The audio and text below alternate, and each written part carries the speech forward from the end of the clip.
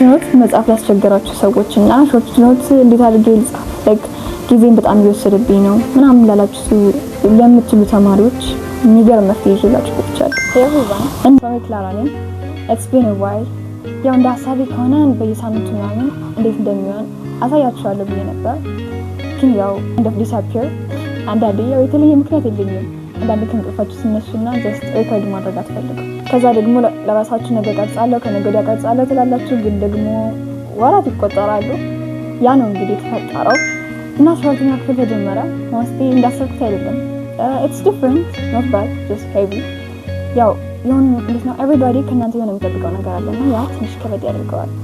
ስለዚህ ወሬ ስገልጸው ስትሬስ የበዛበት ኦቨርቲንክ የምታደርጉበት እና ብዙ የምትሆንበት አይነት ወር ነበር የመጀመሪያው እና እንደዚህ ሆነ ብዬ ደግሞ አላሰብኩም ነበር ጭራሽ። ግን እንግዲህ እንደዚህ ሆኗል እና እንግዲህ ከብዙ ቀናት በኋላ ከብዙ ነገር ቀርጻለሁ ከሚሉ ቀናት በኋላ ዛሬ ላይ የተገኘሁት ሾርት ኖት መጻፍ ያስቸገራችሁ ሰዎች እና ሾርት ኖት እንዴት አድርጌ ልጻፍ ጊዜን በጣም እየወሰደብኝ ነው ምናምን ላላችሁ ለምትሉ ተማሪዎች የሚገርም መፍትሄ ይዤላችሁ መጥቻለሁ።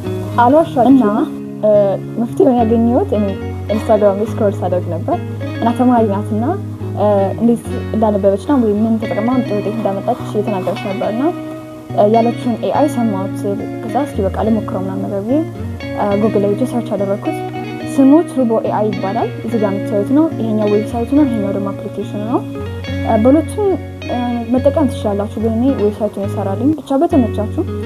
ስፔሻሊ አፕሊኬሽኑ የሚሰራላችሁ ሰዎች አፕሊኬሽኑን ብትጠቀሙ ነው ለእናንተ አድቫንቴጅ ያለው። ምክንያቱም ዌብሳይት ከሆነ በየጊዜው እየገባችሁ እየወጣችሁ ትንሽ ያስቸግራል። ምን ታደርጋላችሁ መሰላችሁ? ለምሳሌ ብዙ ጊዜ ባዮሎጂ ነው አይደለም ያስቸግረን፣ ያው ሾርት ኖት ምናምን ለማውጣት ሰው ባዮሎጂ ዩኒቷንን ጨርሳችሁ ነገር ከዛ ዩኒቷን እንደጨረሳችሁ ስፕሊት አፖች አሉ ላይክ ፒዲኤፍን ስፕሊት የሚያደርግላችሁ እዚህ ጋር የምታዩት ይሄንን መጠቀም ትችላላችሁ። ከዛ በዚህ አፕ ተጠቀሙና ፒዲኤፍን ዩኒቷንን ብቻ ስፕሊት ታደርጉታላችሁ በሚሰራላችሁ ወይም ዌብሳይቱ ላይ ወይም ደግሞ አፕሊኬሽኑ ላይ ታስገቡታላችሁ። ኤክሰፕት ታደርጉትና ከዛ ሾርት ኖት ያወጣላችኋል። ፍላሽ ካርድ አለው እንዲሁም ጥያቄዎች አሉት። ብቻ እንደምትወዱት ተስፋ አደርጋለሁ እና ደግሞ እንደሚጠቅማችሁ እና አፕሊኬሽኑ የማይሰራላችሁ ሰዎች ሁለቱንም በተመሳሳይ ሎጊን ብላችሁ ዌብሳይቱ ላይ ከሰራላችሁ ዌብሳይቱ ላይ ያወረዳችሁትን ፒዲኤፍ ዳውንሎድ ይሆናልና አፕሊኬሽኑ ላይ ማግኘት ስለምትችሉ ሁለቱንም እንድትጠቀሙ መክራችኋለሁ። አንድ ሊሚቴሽን አለው። ምንድነው? በቀን አንዴ ብቻ ነው ይሄንን ማድረግ የምትችሉት። ስለዚህ ያው መፍትሄ እስከሆነ ድረስ ለምሳሌ በቀን ዩኒቷን ካነበባችሁ ዩኒቷንን ብቻ አድርጋችሁ ጀስት አፕሊኬሽኑ ላይ ስለምታገኙት እንዴት ነው በየቀኑ የምታነቡትን ብቻ ትንሽ ትጠቀሙበት። ሾርት ኖት ማውጣት አይጠበቅባችሁም ከዚህ በኋላ ብዬ አስባለሁ። ደግሞ አንድ ፊቸር የወደድኩት በኤአይ ቮይስ እንደ ፖድካስት 5 ደቂቃ ነው አይ ቲንክ ፍሪ የ5 ደቂቃ ፖድካስት ቫይዝ ያደርግላችኋል እና እንደምትወዱ ተስፋ አደርጋለሁ እና መፍትሄ እንደሚሆን ብላችሁም እንደዛው እና አንድ የምነግራችሁ ትሪክ ደግሞ ባዮሎጂ ከሆነ የምታነቡት ያው ብዙ ጊዜ አንዳንድ ሰው ሾርት ኖት ካላወጣው በቃ አይነበብኝም ኢቨን ራሱ ሾርት ኖት ባገኝም ግን እያወጣው ካልሆነ አላነብም ለምትሉ ሰዎች ደግሞ ለራሴን ሀሳብ ስሰጣችሁ ለምሳሌ እንደዚህ ማስታወሻ ነገር ይኖራችኋል መቼም። ከዛ የምታነቡትን ነገርና ማስታወሻ ጎን ለጎን ትይዙና አይምሯችሁን ትሪክ ማድረግ ነው ባጭሩ። አይምሯችሁ ሾርት ኖት እንዳወጣ እንዲያስብ ማድረግ በቃ ያ ነው መፍትሄ ሊሆን የሚችለው። ለምሳሌ የሆነ ነገር አነበባችሁ ከዛ በቃ ዚግዛግ ነገር መጻፍ ትችላላችሁ። የፈለጋችሁትን ነገር እየጻፋችሁ ግን አይምሯችሁ ብቻ ያንን ነገር እያደረገው እንደሆነ ትሪክ ማድረግ ነው። ያ ይጠቅማችኋል ብዬ ተስፋ አደርጋለሁ። ሜቢ ለ2 ሳምንት ምናምን ሊከብዳችሁ ይችላል፣ ግን በጊዜ ሂደት መልመዳችሁ አይቀርም። ብዙ ቺክ አትበሉ። አንድ ነገር ላይ እስኪገባችሁ ድረስ በቃ ካልገባኝ ግዴታ ምናምን አትበሉ። ለምሳሌ ፔጅ 1 ከከበዳችሁ በቃ ሞክሩት፣ አንዴ ሁለቴ ሞክሩት። በቃ ዝለሉትና ስትጨርሱ ትመለሱበታላችሁ። ምክንያቱም የመጀመሪያው ፔጅ በጣም ከከበዳችሁ ሌላውን እንደ አይምሯችሁን በቃ ማድከም ነው አንድ ነገር ላይ። ሲቀጥል ደግሞ 9ኛ ክፍል አሁን ላይ ለምትጀምሩ ወይም ደግሞ ለጀመራችሁ ሰዎች 9ኛ ክፍል በቃ ቤዝ የሚያዝበት ነው። ስለዚህ 9ኛ ክፍል ላይ ሁሉም ነገር ግዴታ ካልገባኝ አትበሉ። ምክንያቱም 10ኛ ክፍል ጠንግ ያለ ነገር 10ኛ ክፍል ላይ ታገኙታላችሁ ወይም ገና 12ኛ ክፍል ላይ ታገኙታላችሁ፣ 12 ላይ ታገኙታላችሁ። ስለዚህ ያውም ደግሞ ሰፋ ብሎ ነው የምታገኙት።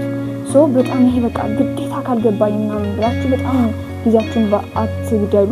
ሌላው ብዙ ቺክ አትበሉ። አንድ ነገር ላይ እስኪገባችሁ ድረስ በቃ ካልገባኝ ግዴታ ምናምን አትበሉ።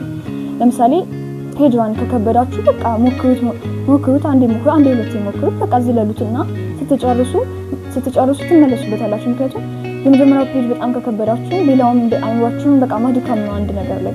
ሲቀጥል ደግሞ 9ኛ ክፍል አሁን ላይ ለምትጀምሩ ወይም ደግሞ ለጀመራችሁ ሰዎች 9ኛ ክፍል በቃ ቤዝ የሚያዝበት ነው። ስለዚህ 9ኛ ክፍል ሁሉም ነገር ግዴታ ካልገባኝ አትበሉ። ምክንያቱም 10ኛ ክፍል 9 ላይ ያለ ነገር 10ኛ ክፍል ላይ ታገኙታላችሁ፣ እንደና 12ኛ ክፍል ላይ ታገኙታላችሁ፣ 12 ላይ ታገኙታላችሁ። ስለዚህ ያውም ደግሞ ሰፋ ብሎ ነው የምታገኙት። በጣም ይሄ በቃ ግዴታ ካልገባኝ ምናምን ብላችሁ በጣም ጊዜያችሁን አትግደሉ። እስካሁን ድረስ ያያችሁ ከሆነ በጣም አመሰግናለሁ እና ይሄ እንግዲህ ኤአዩ እንደሚጠቅማችሁ ተስፋ አደርጋለሁ።